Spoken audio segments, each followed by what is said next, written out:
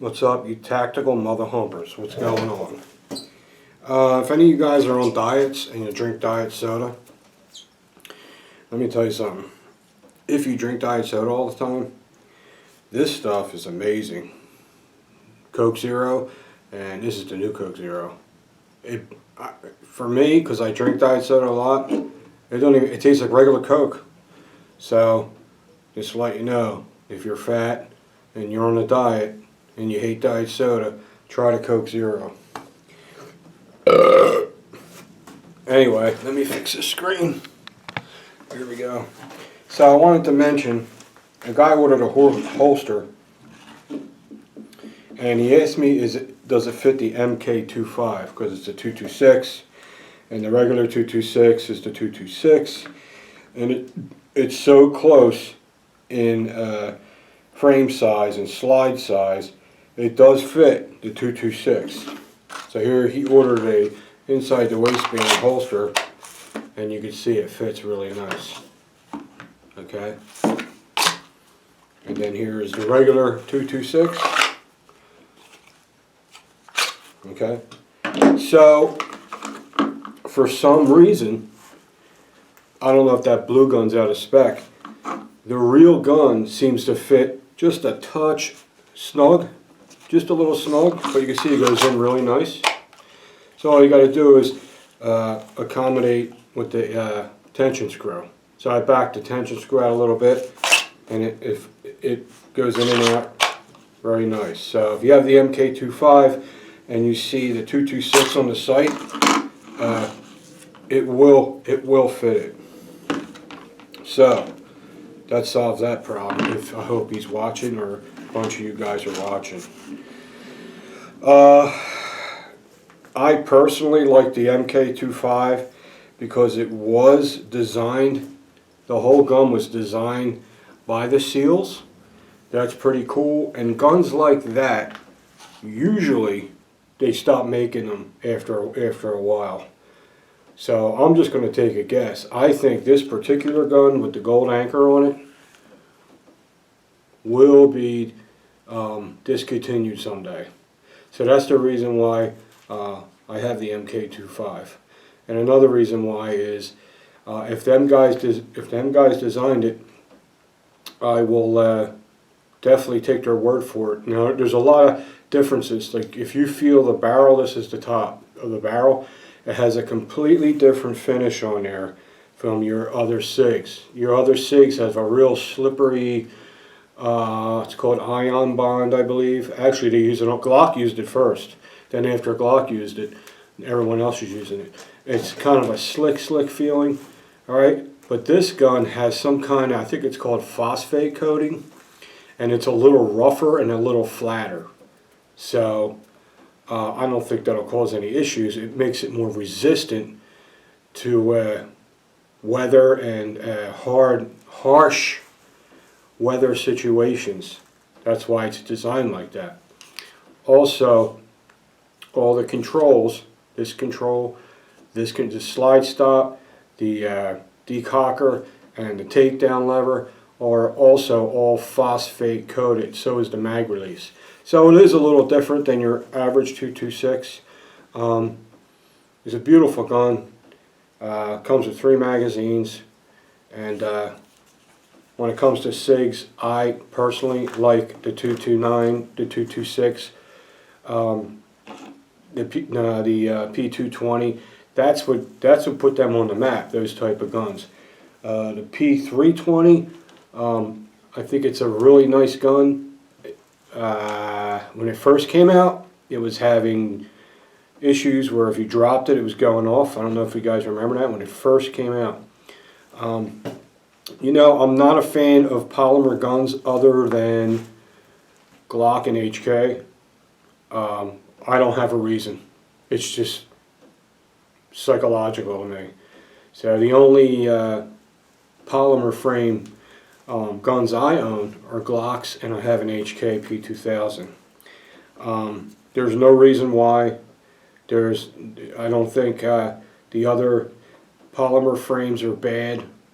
I just prefer the HK or the Glock because that's how they started, and they're still, you know, going strong and all that stuff. So I know almost most of the gun manufacturers now are polymer. You know, you got the FN now, you got the Rugers. A lot of them are polymer. I mean, I know they're all doing it, but I like the Glock and the HK. I just feel that they've been around longer and they proved themselves, from what my knowledge anyway. So I'm trying to think what else has special coatings on it. Now I'm rubbing this guide rod. Once I rub the grease off it, that seems to have that phosphate coating on it too. Okay.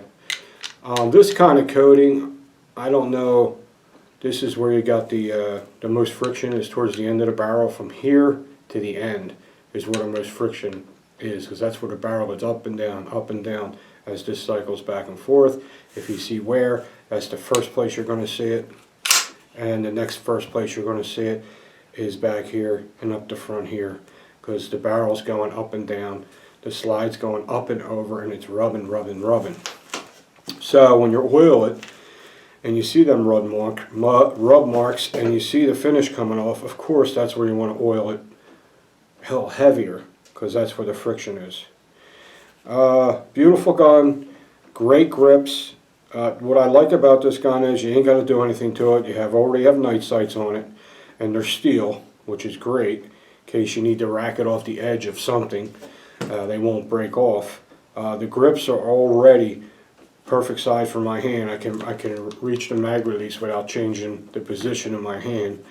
I like the decocker feature. It's a very safe way of lowering the hammer. It also has this manufacturer sticker on it. You know, that sticker looks cool on there and everything, but it's literally a paper sticker. So, you know, after you shoot the gun for a while and clean it, that thing's going to come off. So, I mean, am I going to take it off now? I'll leave it on there as long as it'll stay on there, because I like the look of it. Makes it look, you know, special, you know. So this is a 9mm if you're new to firearms. The stippling on the grips for the 226 for my hands is perfect. It's not too aggressive. And these guns are about, well, now, in normal times, the MK25 is like $900 or something. Now, I don't know what they are now. You're probably going to pay $1150 for it now, because they're just taking advantage of this whole situation that's going on, because that's just what they do. Now, it doesn't have an SRT, which is a short reset trigger. I don't care about that. It's nice to have that. I know the SIG Legions are amazing, especially that single action one. The only problem I have with them, you ain't gonna believe this, I don't like the color. I don't like gray. I don't like dark gray. I like black. If the Legion comes out in black, then I think I would like it more, because it has the best trigger I ever felt, especially the reset. It's got the flat trigger. This has just your traditional trigger, and it has your traditional travel and reset, you know, but, you know, I don't care. It's just a beautiful, beautiful gun. But like I said about the Legions, I wish they came out in black, man, or at least have them available in black. I'm just not a gray color person when it comes to guns. I'm not an any color person when it comes to guns, unless it's black or stainless steel. I really don't like, you know, brown or two-tone especially. You know, the flat nickel boron. I've had them all. I find I sell them. I like guns to be black. That's me. So anyway, if you order a holster for a 226, it will fit the MK25 with just a little bit of tension screw adjustment. Okay? That's it. That's all you need to know about that. And every time I go to other gun cleaners, I always come back to this. I'm not promoting them. They don't send me anything. They used to, but they don't send me any kind of cans of Ballistol or anything. But I'm telling you, I think myself, I don't think there's a better gun cleaner and preservative. Like, it preserves the steel because it doesn't dry out. So when you wipe your guns down with this stuff, they look great and it doesn't dry out. And it's a good cleaner and it's a good lubricant. But what I do is I clean it with this, rub it down with this, and I lubricate with a thicker oil, which is Lucas Extreme Duty Gun Oil. So I use this to clean and wipe down, Lucas Extreme Duty Gun Oil to lubricate, because it's very heavy, thick oil. You can use this to lubricate too, but personally I think it's too loose, watery, to use for lubrication for the rails and all that. So, guns that need very little lubrication, which are Glocks, if you ever notice when you take a Glock slide off, it's only riding on these little 1/4-inch tabs. There's 4 of them. It doesn't have a whole rail, which is good because that's less friction that makes the gun more reliable. There's less rubbing, right? So with a Glock, you probably could get away with this for a lubrication too. Just put them on the 4 tabs and drop. Alright? So, I don't know guys, ever since I started YouTube, I've been convinced that Ballistol is one of the best gun lubricants and preservatives. It stinks a little bit, but I just keep going back to it. People send me all kinds of samples of other stuff. It's good, it works good, but I think this works the best. So that's what I like. So, alright guys, don't forget the holster links under the video. And we're a little busy, believe it or not, but I'm just about caught up, so you won't be waiting that long. I'm like a half a week out, maybe. That's not too bad. So I hope you enjoyed the video, and I'll talk to you guys soon.